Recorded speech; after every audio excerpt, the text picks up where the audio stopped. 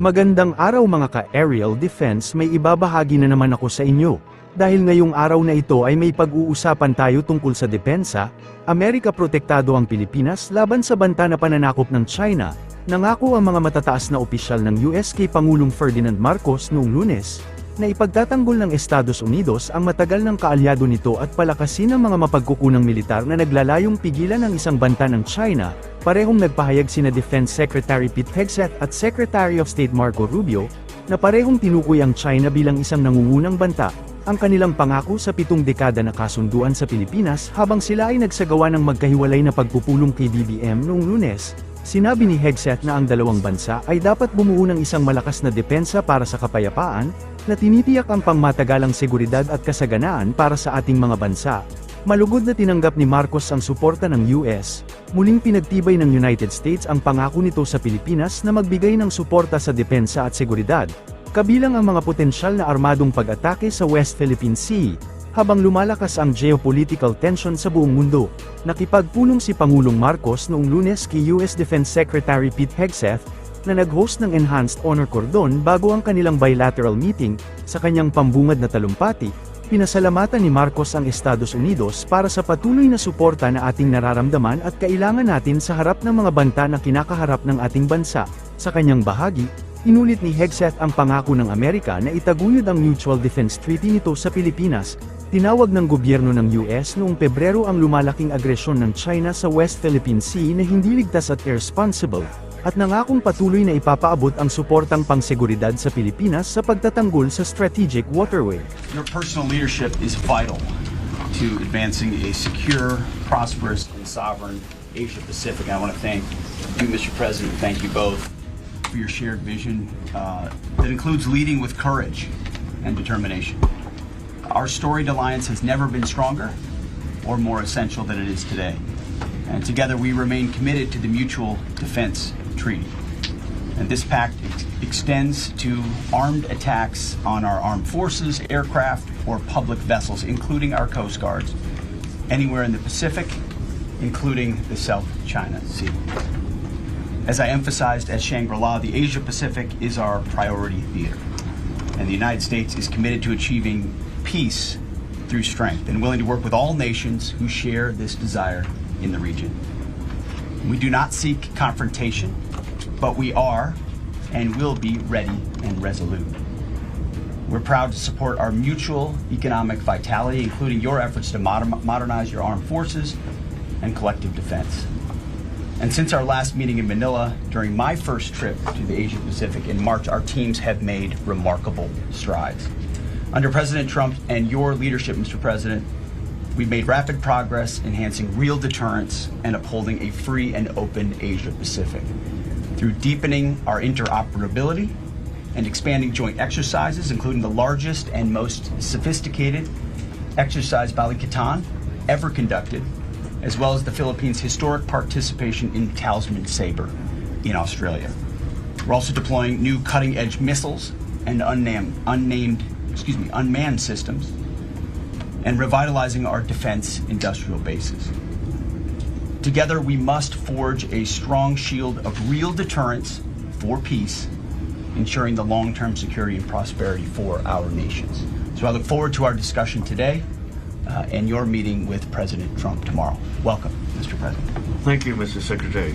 Thank you once again. It's a very great pleasure to be with you and to meet with you once again after your visit to us in Manila. It was the visit, turns out, your visit to Manila became a very strong message and very symbolic message of the continuing partnership between the Philippines and the United States, not only on defense and security, not only in the defense and security sector, but in all other fields. It has been described before, you cannot limit Philippine-American relationship to one dimension, because of the length of time that we have been partners. The evolution of that partnership has really encompassed all kinds of other areas, starting from the people to the G to G to all. I cannot think actually of an area of cooperation where the United States and the Philippines are not involved.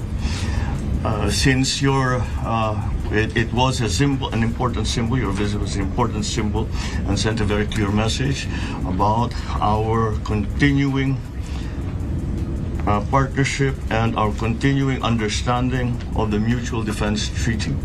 The Mutual Defense Treaty, the United States is our only treaty partner, and the Mutual Defense Treaty continues to be the cornerstone of that relationship, especially when it comes to defense and security cooperation. But we must continue to be in discussion. We must continue to evolve that relationship as the circumstances, the context in which we operate has evolved.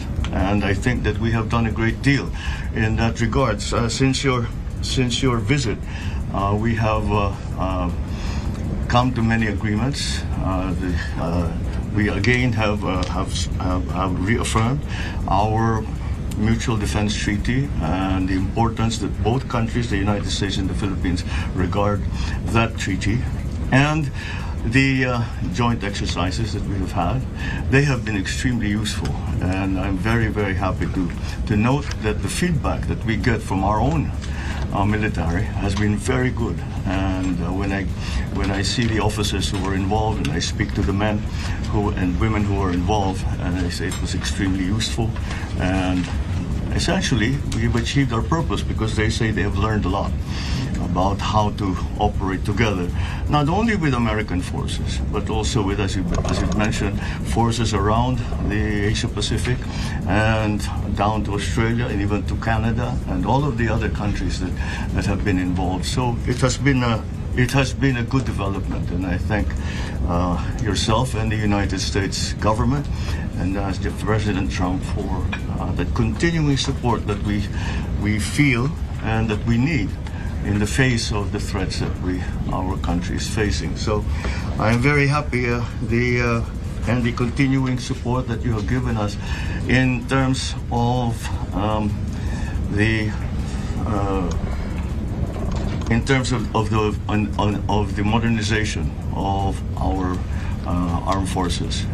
Again, that forms a very, very important part of that relationship. And again, it is the proper response considering the challenges, let me put it that way, the challenges that we face in the Philippines specifically vis-a-vis the changing geopolitical forces and the political developments around our part of the world. But again, I believe that our alliance, the United States and the Philippines, have formed a great part in terms of preserving the peace, in terms of preserving the stability of the South China Sea, but I would even go as far as to say in the entire Indo-Pacific region. And we are always very, very happy to continue to strengthen that relationship, and we look forward to the coming discussions between our two governments and the results that I am certain that we will find at the end of those discussions. So thank you once again, Mr. Secretary. Thank you, Mr. Para sa mas madaming update tungkol sa ating depensa, paki-follow at like muna ng aming page na nasa description na ang link. Huwag mo na rin kalimutan mag-like, share and subscribe. Pindutin mo na rin ang bell para updated kayo sa aking mga bagong video. Maraming salamat po.